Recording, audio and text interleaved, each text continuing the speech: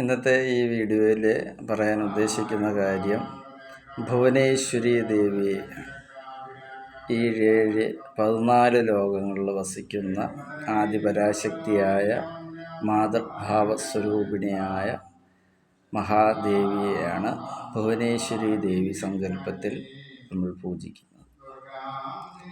14 ലോകങ്ങളുടെ നാമധേയത്തിൽ അറിയപ്പെടുന്ന ആദിപരാശക്തിയായ ശ്രീ മഹാദേവിയെ നമ്മളുടെ കഷ്ടത അനുഭവിക്കുന്ന ജീവിത സന്ദർഭങ്ങളിലും നമ്മുടെ ജോലി സംബന്ധമായിട്ടുള്ള ദുഃഖ നിവാരണപരമായിട്ടുള്ള മറ്റേതെങ്കിലും തടസ്സഗതികളിലും വിശ്വാസപൂർവം ആദിപരാശക്തിയായ ശ്രീ മഹാദേവിയെ മനോരുകി പ്രാർത്ഥിച്ച് യഥാശക്തി അനുസരിച്ചുള്ള വഴിപാടുകളും ചെയ്ത് മഹാദേവിക്ക് ഇഷ്ടനേദ്യങ്ങളായ പാൽപ്പായസം, കടുംപായസം, അട, തിർമധുരം, താമ്പൂലത്തോടു കൂടിയുള്ള കരിക്കുന്നേദ്യം ഇതെല്ലാം വെച്ച് യഥാശക്തി അനുസരിച്ചുള്ള പൂജകൾ അവനവൻ്റെ ഗൃഹങ്ങളിൽ നിലവിളക്ക് കത്തിച്ച് 5 തിരിയിട്ട് നെയ്വിളക്കോടുകൂടി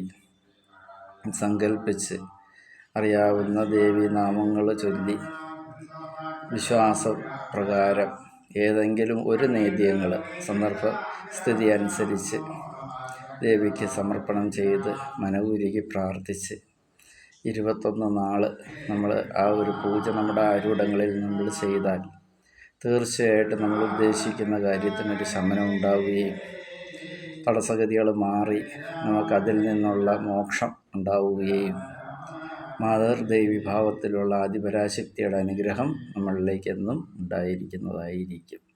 വിശ്വാസപൂർവം നമ്മളത് ചെയ്താൽ തീർച്ചയായിട്ടും അതിൻ്റെ ശക്തിയും ചൈതന്യവും നമ്മുടെ ആരൂഢങ്ങളിൽ ഉണ്ടായിരിക്കും. ഇത് ശരിക്കും ഒരു ആരൂഢ പൂജ തന്നെ ആയിരിക്കണം. നമ്മൾ ക്ഷേത്രങ്ങളിൽ പോയി നമ്മളുടെ പേരുന്നാളും പറഞ്ഞ് അർച്ചനയും മറ്റു വഴിപാടുകളും ചെയ്യുന്നത് പോലെ വർഷത്തിലൊരിക്കലെങ്കിലും നമ്മുടെ ആരൂഢത്തിനൊരു പൂജ ചെയ്യണം. അതിൻ്റെ തലേ ദിവസം വൃത്തിയാക്കി ശകലം കുന്തിരിക്കമൊക്കെ പുകച്ച് ശുദ്ധമാക്കി ശകലം തീർത്ഥം മേടിച്ചുകൊണ്ട് വന്ന് തളിച്ച് കടൽ വെള്ളം തളിച്ച് ഒരാദിത്യ പൊങ്കാലയിട്ട് നമ്മുടെ ഗൃഹത്തിന് സർവൈശ്വര്യ പൂജ എന്ന നിലയിൽ നമ്മൾ വർഷത്തിലൊരിക്കൽ മാതാവിന് വേണ്ടി ഈ ഒരു പൂജ ചെയ്താൽ തീർച്ചയായിട്ടും ആ ആരൂഢങ്ങളിൽ മഹാലക്ഷ്മി വാസം തന്നെ ഉണ്ടായിരിക്കും. മൂദേവി അവിടെ നിന്ന് മാറി സർവ്വവിധത്തിലുള്ള ചൈതന്യം നമ്മൾക്ക് ആ മണ്ണിന് കിട്ടിയിരിക്കും. വരുന്ന തലമുറകൾക്കും ആ ഈശ്വര സാന്നിധ്യ ചൈതന്യം ഉണ്ടാവുകയും രോഗങ്ങളിൽ നിന്ന് തന്നെ മാറ്റഗതി ഉണ്ടാവുകയും തീർച്ചയായിട്ടും നമ്മൾക്ക് ആ വിശ്വാസപ്രകാരമായി നമ്മൾ ചെയ്യുന്ന ഈ പൂജയിൽ നിലവിളക്ക് വെച്ച് നമ്മൾ പൂജിക്കാൻ നേരത്ത് ചാണകമെഴുകി മഹാലക്ഷ്മിയെ സങ്കല്പിച്ച് നമ്മൾ ഒരു അല്പം മഞ്ഞപ്പൊടിയും ഒരു നാരങ്ങയും നമ്മൾ വെച്ച് പൂജിക്കുക.